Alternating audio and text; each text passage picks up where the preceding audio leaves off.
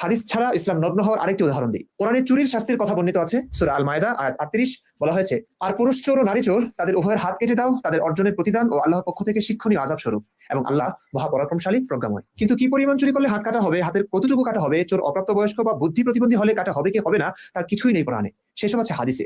সুতরাং হাদিসের সাহায্য ছাড়া কোরআনের আইনগুলো প্রয়োগ করা একদম অসম্ভব হয়ে পড়বে। শুধু কোরআন মানতে গেলে দেখা যাবে একটা বাচ্চা তার সহপাঠীর কলম চুরি করলো, কোরআন অনুযায়ী এই চোর বাচ্চার হাত কাটা হবে কলম চুরির অপরাধে। এসব কি মানতে পারবে কোনো সুস্থ মস্তিষ্কের মানুষ?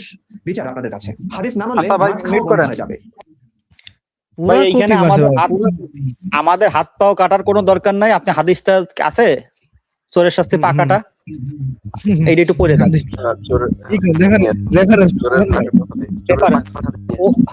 পা কাটা আর মৃত্যুদণ্ড রেফারেন্সটা দিয়ে দেন, অডিয়েন্স শুনুক, শুনে একটু কিছু শিখুক। এখানে কিন্তু এই যে ইবনে বশির যে চুরের হাত কাটার ব্যাপারে একটা দিচ্ছে, আমরা আগে যে চুরির বিষয়টা আসলে দেখি। এটা যে সুনান আবু দাউদের এই যে আমরা 4358 নম্বর হাদিসে আছি, দেখেন এখানে কি বলা হচ্ছে। তিনি তো বললেন যে চুরের হাত কাটার বিষয়ে আসলে ব্যাখ্যাটা হাদিস থেকে পাবো, কিন্তু দেখেন কোরআনে বলতেছে হাত কাটার বিষয়ে, কিন্তু আমরা হাদিসে কি পাচ্ছি সেটা একটু দেখি। যে মুহাম্মদ ইবনু আব্দুল্লাহ রাদিয়াল্লাহু আনহু থেকে জাবির ইবনু আব্দুল্লাহ রাদিয়াল্লাহু আনহু থেকে বর্ণিত, তিনি বলেন জৈনক চুরকে নবী করিম সাল্লাল্লাহু আলাইহি সাল্লামের সামনে হাজির করা হলো, তিনি তাকে হত্যার নির্দেশ দেন। তখন সাহাবীগণ বলেন, হে আল্লাহর রাসূল, এই লোক তো কেবল চুরি করেছে। তখন তিনি বলেন, তবে তার হাত কেটে দাও। তখন সে ব্যক্তির ডান হাত কেটে দেওয়া হয়। এরপর সে দ্বিতীয়বার চুরি করলে তাকে নবী সাল্লাল্লাহু আলাইহি সাল্লামের নিকট উপস্থিত করা হয় এবং তিনি তার হত্যার নির্দেশ দেন। তখনও সাহাবীগণ বলেন, হে আল্লাহর রাসূল, সে তো কেবল চুরি করেছে। তিনি বলেন, তার পা কেটে দাও। চিন্তা করে দেখেন, নবী সাল্লাল্লাহু আলাইহি সাল্লাম বলে হত্যার নির্দেশ দিতেছে, আর তারা শালার আবার শেষে কইতেছে যে পা কেটে দেওয়ার কথা, যে আল্লাহ বলতেছে হাত কেটে দেওয়ার কথা, এখানে হাদিসে বলা হচ্ছে যে পা কেটে দেওয়ার কথা। তখন তারা বাম পা কেটে ফেলা হয়, কেটে ফেলাইছে বাম পা। হায় হায়। এরপর সে ব্যক্তিকে তৃতীয়বার নবী করিম সাল্লাল্লাহু আলাইহি সাল্লামের সামনে পেশ করা হলে তিনি তাকে হত্যার নির্দেশ দেন। তখন সাহাবীগণ বলেন, হে আল্লাহর রাসূল, সে তো চুরি করেছে। এরপর তিনি কাটার নির্দেশ দিলে সেই ব্যক্তির বাম হাত কাটা হয়। পরে সে ব্যক্তিকে চতুর্থবার নবী সাল্লাল্লাহু আলাইহি সাল্লামের সামনে পেশ করা হলে তিনি তাকে হত্যার নির্দেশ দেন। তখনও সাহাবীগণ বলেন, হে আল্লাহর রাসূল, এই ব্যক্তি তো চুরি করেছে। তখন তিনি কাটার নির্দেশ দিলে তার ডান পা কেটে ফেলা হয়। এরপর সে ব্যক্তিকে পঞ্চমবারের অপরাধের কারণে নবী সাল্লাল্লাহু আলাইহি সাল্লামের সামনে হাজির করা হলে তিনি তাকে হত্যার নির্দেশ দেন। জাবির রাদিয়াল্লাহু আনহু বলেন, এরপর আমরা তাকে প্রান্তরে নিয়ে হত্যা করি এবং তার লাশ টেনে কূপের কাছে নিয়ে তাতে নিক্ষেপ করি। পরে তার মৃতদেহের উপর পাথর নিক্ষেপ করি। ভাইজান, তার যে 2 পা আর 2 হাত কাটে ফেলে নিলো, কি দিয়ে চুরি করলো? মুখ দিয়ে? কি দিয়ে চুরি করছে? জুলফিকার সাহেব তাড়াতাড়ি এসে উত্তর দেন, কি দিয়ে চুরি করছে? ভাই বিশ্বাস করবে ভাই, তাদের সাথে আর কিছু বলার নেই আমার। কবির ভাই, এই হাদিস থেকে বাঁচার একটাই অপশন, হাদিসটা হাসান, দুর্বল হাদিস আমরা মানি না। হাদিস অস্বীকারী কাফের। হাদিস অস্বীকারী কাফের কারা? যারা হাদিস বিশ্বাস করে। এই হাদিস বলবে দুর্বল, আরে হাদিস অস্বীকারী না না না না, ডক্টর সে বলছে হাসান হাদিস না মানলে কাফের, সহিহ হাদিস না মানলেও কাফের, হাসান হাদিস না মানলেও কাফের। ডক্টর আবু বকর জাকারিয়া, হ্যাঁ, বাংলাদেশের আবু বকর জাকারিয়া বলছে, কিন্তু আমি বলছি যারা এই হাদিসের অ্যানসার দিতে পারবে না, বাঁচার জন্য এই অপশনটা করবে, মানে এই ফেলাসিটা করবে সর্বোচ্চ। আর কোনো অপশন নাই, যে হাদিসটা দুর্বল রাবিরা বলছে। চিন্তা করে দেখেন, পা কাটা বন্ধ গেল গা, হাত কাটার কথা, এই হাদিসে গেল গা পা কাটা পর্যন্ত। পা কাটলো তো কাটলো। আমার বড় প্রশ্ন হইলো, কোরআনে যেহেতু লেখাই আছে হাত কাটার নির্দেশ, নবী সাল্লাল্লাহু আলাইহি ওয়াসাল্লাম আবার কেমনে নির্দেশ দেন যে তাকে হত্যা করো?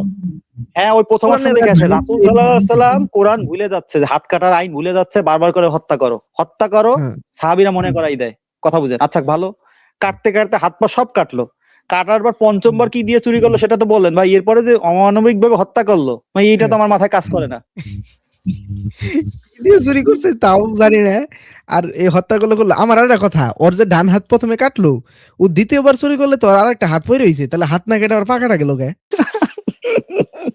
কোন দিকে তাহলে?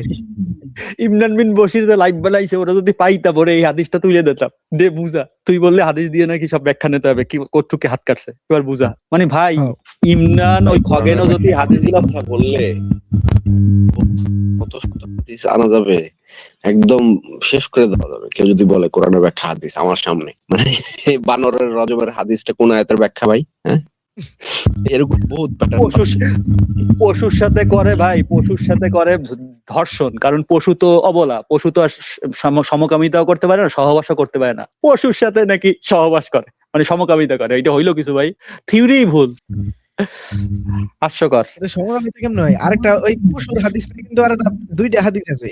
প্রথম হাদিসে বলা যে ওই পশুটাকে হত্যা করতে হবে, এর কারণ হিসেবে জানাইছে হয়তোবা নবী সাল্লাল্লাহু আলাইহি সাল্লাম বুঝতেন যে এদের আসলে রুচি নাই এটা খাওয়ার মতো, যে পশু ধর্ষণ হইছে সেই পশুকে খাওয়ার মতো কোনো রুচি নাই। আরেকটা বিষয় ভাই, আসল টপিকে ফিরে আসি। না, পশুকে হত্যা করা যাবে না।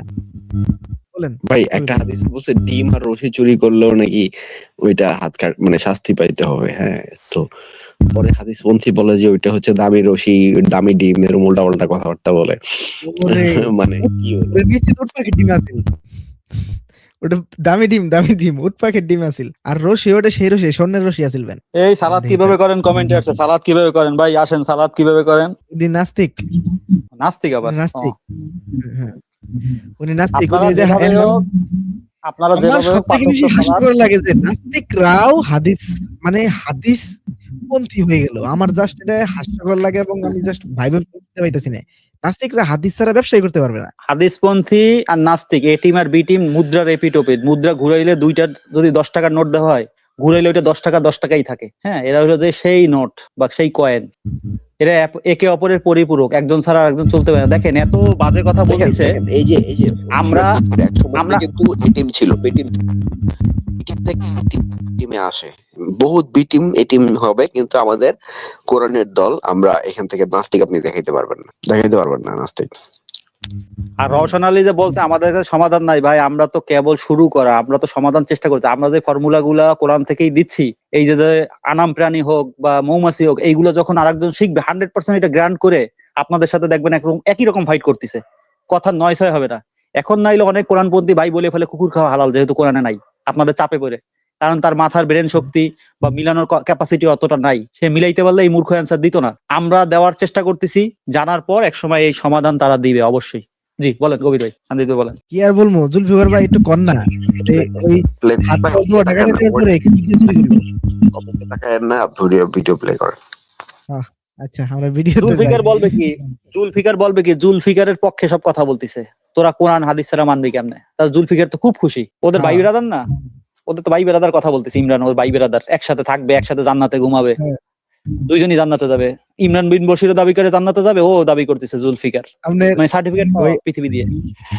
আশরাফ ভাই তো ধরে নেন করে, বুঝছেন, শর্ট সারে মাঝে মধ্যে একটু টিটকারি বাইরে কথাবার্তা বইলে যে কোনো বিষয়ে, মানে এই যে ইমরান বিন বাশিরের টিটকারি বাইরে কথা করে, এখন বের ইমরান বিন বাশির গলায় জড়াইবেন না, কেরা জানে। এই ভিডিও পেয়ে তো হাদিসপন্থী খুব খুশি, এত সুন্দরভাবে প্রেজেন্টেশন করছে 4-5 জন মিলে, কি সুন্দরভাবে। আল্লাহর আনুগত্য, রাসূলের আনুগত্য, রাসূল যা যা গ্রহণ করে যা নিষেধ করে তা থেকে দূরে থাকো। আহা, রাসূলের আনুগত্য করলে আল্লাহর আনুগত্য, পায়ে গেছে। রাসূলের আনুগত্য মানে কি? কুতুবুস সিত্তাহ। আচ্ছা, আমরা ভিডিও প্লে করি।